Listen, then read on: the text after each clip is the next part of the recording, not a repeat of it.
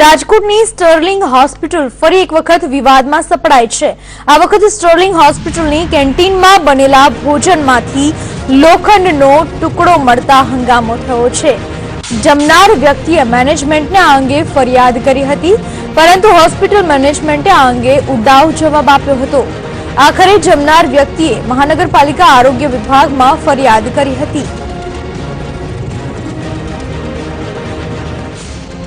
વધુ માહિતી આપવા આપણી સાથે જોડાઈ ચૂક્યા છે અમારા સંવાદદાતા કલ્પેશ ગોહિલ।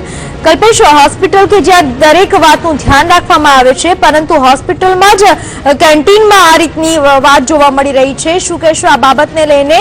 હોસ્પિટલ તંત્રનું શું કહેવું છે? પૂનમ, ખાસ કરીને જે રીતે રાજકોટની પ્રખ્યાત એવી સ્ટર્લિંગ હોસ્પિટલ જે આરોગ્યમાં ખૂબ સારી કહેવાતી હોય છે, પરંતુ અહીંનું જે ખાવાની વાત કરીએ તો ખાવામાંથી લોખંડનો છોડ નીકળતા આજે એક વ્યક્તિનો જીવ જતા બચ્યો છે।